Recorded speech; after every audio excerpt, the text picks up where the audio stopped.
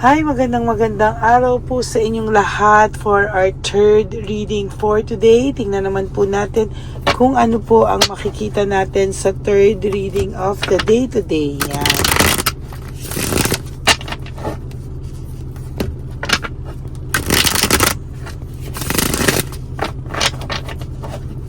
Sana po ay napanood nyo na po yung first and second reading bago po kayo tumalon dito po sa ating third reading of the day.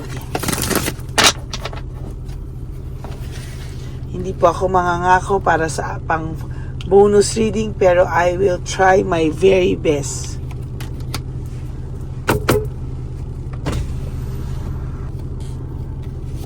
Two, 3, 4, 5, 6, 7,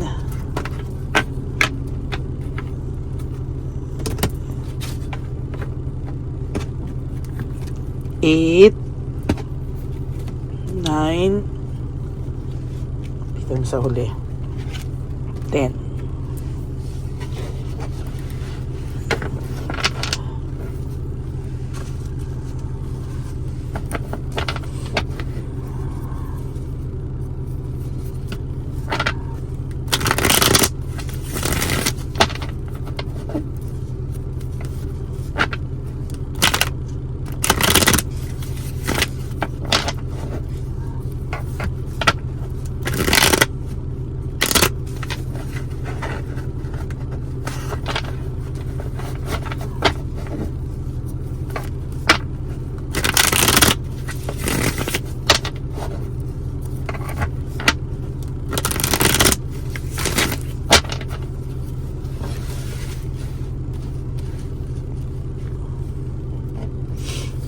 One, 2, 3, 4, 5, 6, 7, 8, 9, and 10.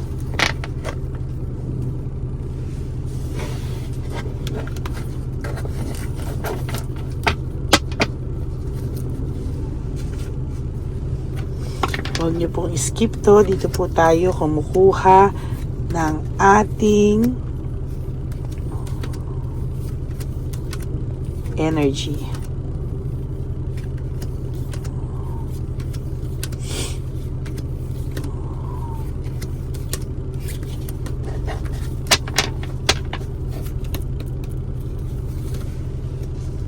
Ako, yung first card po natin kanina, ito din po yung nakita natin sa first card natin today ng third reading, no? Yung second reading, if I'm not mistaken, ito din po yung nabunot natin talaga, doubts and lack of self-awareness. Talagang sa nakikita ko po talaga may nakakamiss sa'yo. Nagdududa po talaga siya kung tama po ba yung ginawa niya o tama po ba yung kanyang piniling tao, no? Ayan po ang talagang problema, no? Ayan po talaga. Nang namumblema po siya, nagda-doubt siya, nagdududa siya kung ito po bang taong pinili niya ay ang tamang tao para sa kanya. Yan po ang problema, no? Ayan, no? Nakita mo po, oh, nung una po nagyabang siya sa'yo, talagang nung una po talagang nasaktan ka nito, yung mga salita nito ay sobrang sakit to the point na hindi mo po kinaya, no? Hindi mo po kinaya yung too much pain, yung too much sakit na naranasan mo po o naramdaman mo po sa taong ito, no? Sa totoo lang po, sa nakikita ko din po dito, hindi niya po alam kung talagang paano ngayon niya babawiin lahat ng mga salitang binitawan niya sa iyo, lahat ng mga kayabangan, lahat ng pananakit niya sa iyo, o paano niya po ngayon yan babawiin. Hindi niya po alam it. Deep inside him or her, meron pong nagsasabi sa kanya na please, no, ayusin mo na habang maaga pa. Aminin mo lang yung kasalanan mo, pero sa totoo lang po, hindi niya po magawa. No, natatakot po ang taong ito At sa totoo lang po, doon po siya nakakaramdam ng matinding pagkabagabag, no? Talaga pong itong taong to ay talaga pong ano siya no? Sa ngayon talagang hirap po siya sa ngayon, and hindi niya rin po alam kung ano po ang kanyang gagawin sa ngayon, ano? Talagang hirap po siya, and technically talaga pong hindi niya alam kung paano siya babawi sa'yo, no? Napulot ko rin to kanina, lack of resources and unstable, may financial problem po siya, or may pagdadaanan po siyang matinding financial problem sa mga susunod na araw. Hindi man po madali, pero talagang pipilitin niya po na magyabang, o hindi naman sa magyabang, pipilitin niya pa rin ipakita sa tao na okay lang siya, no? Because of too much pride, papakita niya pa rin po sa tao na okay lang ako, wag kayong ano sa akin, ano, kasi parang natatakot po siyang mapahiya, no? Talagang ma-pride at matigas po ang person niyo. Talagang kahit na hirap na siya, pilit niya pa rin ipapakita na okay lang siya, kahit the truth is hindi po siya okay, no? The truth is talagang siya po ay namumblema, no? Kaya sa totoo lang po, itong taong po to, yung kayabangan po niya talagang dadalhin niya po yan, ano? At yan po talaga ang magpapahirap sa kanya hanggang hindi niya po tinatanggap sa sarili niya na siya po ay nagkamali, no? Until such time, no, na makita niya at talagang makapa niya sa puso niya na gusto niya nang humingi ng kapatawaran sa iyo, that is the only time, no, na sasabihin ko po sa inyo, that is the only time na matatahimik siya. Pero hanggang ganito po ang pakita niya, talagang magdududa siya sa sarili niya, at talagang mamumblema po siya. Unresolved issues, napakadami niya pong unresolved issues and emotional baggage. Sa totoo lang, siya po kasi ang gumawa niyan sa sarili niya, no? Talagang sa nakikita ko po, talagang hindi niya po kakayanin, ano, yung mga susunod pong mangyayari sa buhay niya, no?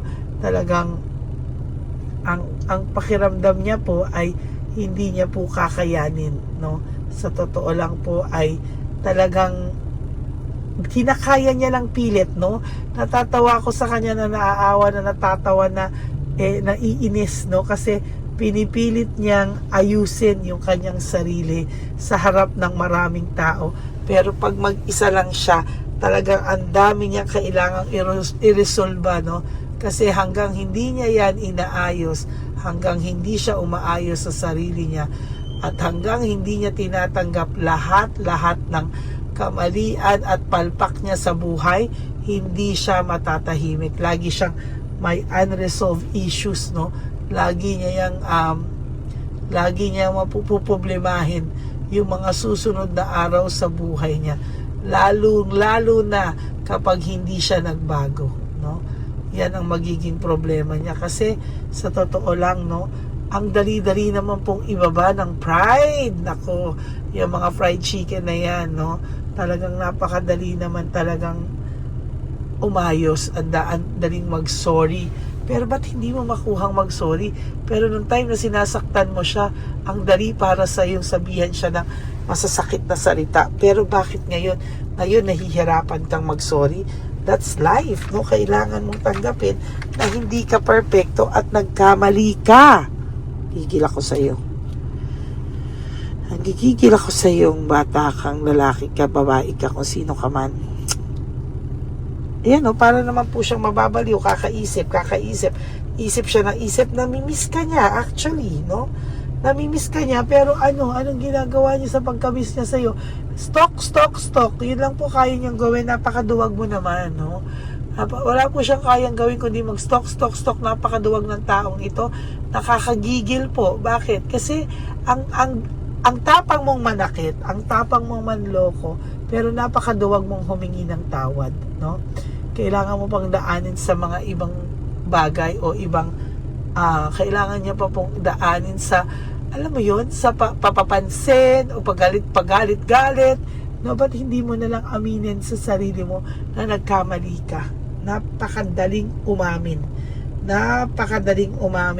ng pagkakamali kung talagang sincere lang talaga, no? Pero hanggang hindi ka sincere sa buhay mo, talagang mahihirapan ka at mahihirapan ka at mahihirapan ka, bibigat at bibigat ang loob mo sa araw-araw na ginawa ng Diyos. Yan o. Hindi ka matatahimik kasi wala kang kapatawaran sa sarili mo. Dala mo yung guilt na yan araw-araw ng buhay mo. Gusto mo ba yan? Na araw-araw na lang sa buhay mo ay ganyan? Na araw-araw na lang sa buhay mo ay mabigat? No? Kasi yung po nakikita ko sa kanya, simula first reading hanggang second reading, ay ganyan, no? Bakit ayaw mong itama yung sarili mo? Bakit ayaw mong gawin yung kung ano yung nagdidikta sa sarili mo na tama? Bakit kailangan mong pahirapan yung sarili mo? Kaya ako naiinis sa'yo. Well, in fact, ang dali namang patawarin ang sarili mo. Oo. Ano? Napakadaling patawarin ang sarili mo kung ibababa mo lang ang iyong pride, no? Pero hanggang kasing hindi mo binababa yung pride mo, talagang mahihirapan ka. Ganyan at ganyan ang mangyayari sa'yo. And sa totoo lang, hindi yan matatapos hanggang palipasin mo, sabi mo, malilipas lang yan. The more na patagal ng patagal, no, the more ka mahihirapan. The more mo maiisip na ang hirap pala dalhin to araw-araw, no? Hindi po yan parang pagka tumagal na makakalimutan mo rin, no? Lalo ka pong mahihirapan, lalo po sa mga susunod na araw, hindi mo makakalimutan tong person na to at talagang lalo kang mahihirapan. Yan, maniwala ka sa akin, no? Kaya ngayon pa lang humingi ka na ng tawa dito sa nasaktan mong tao para you free yourself, no? Kung hindi ka man patawarin ng taong ito, at least alam mo sa sarili mo na you've done your part. Kasi kung hindi, ikaw po magdadala niyan, sinasabi ko sa iyo. Greediness, naging greedy ka, oh. Sinasabi ng baraha, ikaw may kasalanan, naging greedy ka. Bakit ngayon hindi mo magawang patawarin ang sarili mo at humingi ka din ng tawad sa taong nasaktan mo? Kasi sabi ko sa iyo, hanggang nakastay ka po sa ganyan, hindi ka po talaga makakaraos. Talagang, ayan, pahihirapan mo lang po yung sarili mo at talagang masasaktan ka rin sa mga susunod na panahon. No, talagang free yourself from this. No, para naman ikaw din mismo sa sarili mo ay matuto ka din na magpakumbaba, no? Magpakumbaba at nagkasala ka. Tingnan mo, napakagaan ng mangyayari sa buhay mo, no? Yung separation mo nyo pala ay iniinda mo, no? Iniinda niya po yung separation nyo. Yung tao pong nanakit sa'yo, hanggang ngayon, iniinda niya pa rin po na trauma po siya dahil hindi niya po akalain na may taong makakapagparamdam sa kanya ng ganito, no? Na magsisisi siya. Hindi niya po akalain na siya po ay magsisisi, no? For God's sake, ang bilis-bilis mag-sorry, no? Sana lang po ay aminin mo sa tao na nagkasala ka. Yun lang naman ang inaantay niya yung humingi ka ng tawad. Yun lang, no? After that, gagaan ang pakiramdam yung pareho. Pareho kayo, magiging maayos. Pareho kayo, you will end up may peace of mind na, no? Pareho kayo, nakasakit ka, nasaktan mo siya. And then, anong susunod mong gawin? Patawarin mo sarili mo, humingi ka ng tawad, and after that, you will be free from all of this. No? Yan, no? Mapapatawad mo rin ang sarili mo after that. No? Pero hanggang hindi mo pinapatawad ang sarili mo, mahihirapan ka, hindi mo kayang humingi ng tawad, walang mangyayari sa buhay mo. Sinasabi ko sa iyo, you will end up as a loser. No? Loser po ang magiging dating mo at mahihirapan ka po talaga, sinasabi ko sa iyo. Kasi sa ngayon, okay pa siya no? Okay pa siya, no? Umayos ka lang daw, sabi niya, no? May chance pa. Pero habang patatagalin mo pa to, baka wala na talaga, aayaw na siya sa'yo. Lalo kang naging selfish, hindi mo inamin yung kasalanan mo, lalo kang hindi makaka-move on sa buhay mo. You will end up with nothing. Yan ang nakikita ko, no? Magiging walang direksyon ang buhay mo, no direction. Kasi hanggang hindi mo tinatanggap sa sarili mo na nagkamali ka, you will end up as a loser, no? magiging loser ka po. At yan po ang hindi ko gustong maramdaman mo. Yung parang loser ka na lang palagi. So hanggang kaya ka pang patawarin itong subscriber ko na nanonood ngayon sa akin na walang sawa, I think, no, kailangan mong patawarin yung sarili mo, humingi ka ng tawad hanggang kaya pa nitong patawarin ka. Kasi huwag mong antayin na galit na lang ang mararamdaman niya sa'yo. Kasi malapit na po. Kasi siya ay nakaka-move on na. Pag ito lalong naka-move on, kawawa ka. No? Pag ito naka-move on na sa buhay niya, wala na siyang magagawa, no? Kawawa ka, ikaw rin ang mawawalan. No? Kasi hanggang hindi mo sinasabi sa sarili mo at tinatanggap sa sarili mo na nagkamali ka, wala. You will end up with nothing. Maniwala ka sa akin, no? Wala ka nang pupuntahan. At itong taong to kinakasama mo ngayon, no, hindi din yan magtatagal, no? Kailangan, o baka nga yung iba break na no? Baka nga yung iba na pinalit po sa inyo, wala na sila by this time na binabasahan kita ng barahan, no? So, kaya ako, no, hanggang kaya, no, sana humingi na siya ng tawad sa iyo. Kasi pag ikaw sumuko na sa taong to, wala na. Hindi na natin maibabalik pa yan, no? Sinasabi ko lang. So hanggang kaya pang patawarin ka, go muna po kasi mahihirapan ka talaga. Wala kayong closure pa, o incomplete, no? Incomplete pa, wala pa kayong closure. Kasi nga, itong taong, ito po na person nyo is mataas ang pride. Pero sa totoo lang, wala na rin naman siyang binatbat, no? Lagi ka rin naman niyang naiisip. Namimiss ka nga niya, no? Kulang na lang talaga humingi siya sa'yo ng tawad, Kasi namimiss ka nitong taong to. At sasabihin ko yung totoo sa'yo, ha? Namimiss ka niya, lagi ka niyang iniisip, lagi ka niyang ini-stalk. Yan ang sinasabi ko sa'yo, no? Hanggang hindi po siya, talaga hindi niya tatanggapin tong mali niya, mahihirapan siya. And siya rin po ang magdadala niyan, sinasabi ko sa iyo. Things will never be the same without you. Yan ang gusto kong sabihin sa iyo. Yang taong yan po ay talagang mahihirapan mag-move on nang wala ka. So, if I were him or her, mag-sorry na siya sa iyo. Kasi hanggang hindi siya nagsusorry sa iyo, dadali niya po yan ng matagal na panahon at hindi po siya makakapag-move on. Sinasabi ko sa iyo, hindi po siya makakapag-move on. Maniwala ka sa hindi po talaga.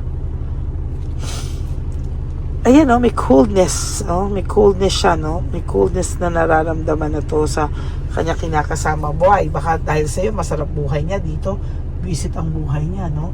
Baka dito hirap siya, no? Kasi siya yung may kasalanan, no? Ang sarap na ng buhay niya. Ang sarap na ng buhay niya sa'yo. Pero anong ginawa niya? Sinayang niya yung buhay na binigay mo sa kanya, no? Yung pagmamahal, pag-aalaga, tas ngayon hahanap-hanapin mo, ano ka? Tapos ngayon nawala. Pag may nakita ka na mayroong nagpapasaya sa kanya, malungkot ka, galit ka, ay nako, no? Naiinis po ako sa person nyo. No, pasensya na po, naiinis lang ako sa person nyo kasi hindi niya nakita yung happiness na pinadala mo sa buhay niya. Hindi niya nakita yung saya na dinudulot mo sa kanya. Ngayon po siya nahihirapan, no? Ngayon hirap na hirap siya sa buhay niya. Give up and overwhelmed po siya sa mga pangyayari sa kanya ngayon. Siya po ang may matinding pinagdadaanan, ano? Siya pa po ang galit. O, sabi ko nga sa iyo, siya pa ang galit pag nakita niyang masaya ka. Pag nakita niyang may iba ka na, pag nakita niyang nag-move on ka, siya po yung magagalit sa iyo, no? Namimiss niya kasi yung iyong suporta dahil wala siyang ka-support na nakukuha ngayon sa tao na nagbigay sa kanya ng ngayon ng problema, no? Yung third party, no?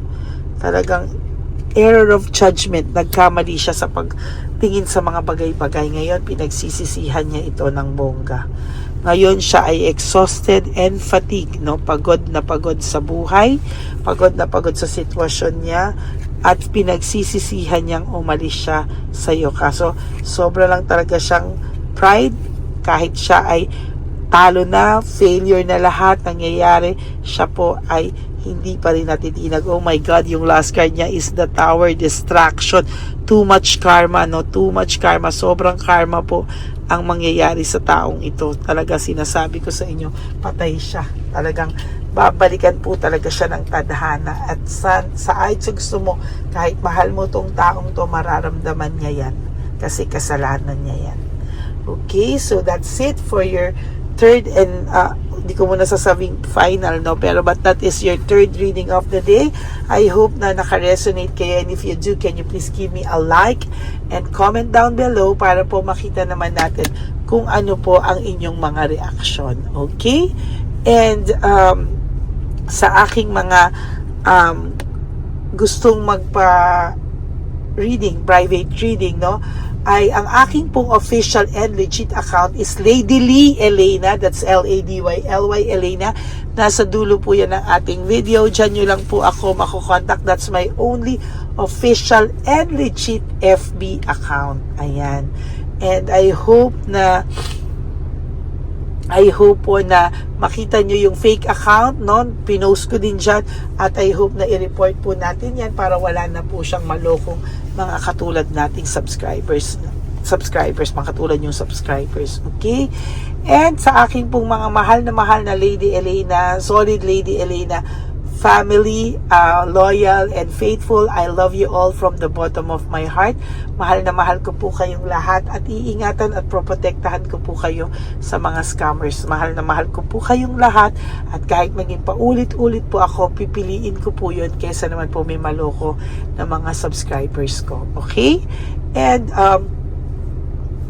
ang lagi ko pong bilin sa inyo is just to live one day at a time. Pasensya na po kayo, pinilalabanan ko kasi masakit yung boses ko at yung lalamunan ko, at barado pa rin po yung ilong ko, kaya talagang pinilalabanan ko po magsalita. Pagpasensyahan niyo po, no? Live one day at a time. Do 3 things that will make you happy for today. Always prioritize yourself. Huwag niyo muna po isipin yung mga okasyon na parating. Basta focus lang po kayo today. Make yourself a priority for this day. Mahalin niyo po yung sarili niyo. And tomorrow is another day. Okay? Do that every day. And makikita nyo po, araw-araw gagaan na ang inyong pakiramdam. And for all you know, ayan na po, nakasurvive na kayo. And life is so short. Don't make it shorter by stressing yourself from all the pains and heartaches na binigay sa inyo ng kahapon. Just surrender everything to the divine universe and just let go and let God write your life and love story. I will be back for another set of reading. Huwag po kayong malungkot, ha. Magbabalik po ako for another set of reading. At sisiguraduhin ko po sa inyo na kung hindi pa mamayang gabi, bukas po, no, lagi kayong may reading sa akin. Mahal na mahal ko po kayo, and God bless you all. And please, no skipping of ads. Tulong nyo na po yan sa ating channel. Bye! I love you all, and God bless you. And salamat po. We are now at 16,000 subscribers. I hope one day magkaroon din po tayo ng pangarap nating silver button para po sa ating lahat, sa ating tunay at nag-iisang channel ng Lady Elena. No, maraming salamat po sa inyo. God bless you all, and I love you all from the bottom of my heart. Huwag po kayong malulungkot sa araw na to, at ipagdadasal ko po kayo. God bless. I love you. Magandang gabi po ulit sa inyong lahat. Ako po ay muling nagpapaalala sa inyo na mayroon pong lumalabas sa FB at Messenger account na fake account po, no, nang hihingi po ng $25 through PayPal, at hindi po yan totoo. Huwag po kayong maniwala dyan. At pag sinabi mo po na gusto ko pong marinig ang boses nyo or makita kayo, ang sasabihin po ay magbibigay kami ng link. Buksan mo yan, at pagkatapos ay makikita mo ako. Huwag po kayong maniniwala dahil yan po ay hindi totoo. Yan po ay isang malaking scam na pag binuksan nyo po ay makahak po lahat-lahat sa inyo. Mahahak po ang inyong mga personal details. Lahat po, lahat ay mahahak. Ako po ay nalulungkot na ito po ay nangyari, ngunit sa talagang may mga tao pong masasama at may mga tao po talagang hindi makatiis na hindi gumawa ng masama sa ibang tao. Pero maging aware po sana kayo, tulungan niyo po ako. I-report po natin yung fake na yan at sa FB para siya po ay mawala na at wala na po siyang mabiktima pa. No? Nandyan po lahat ng details at maraming salamat po sa inyong lahat. Maraming salamat po sa inyong lahat at mag-iingat po kayo.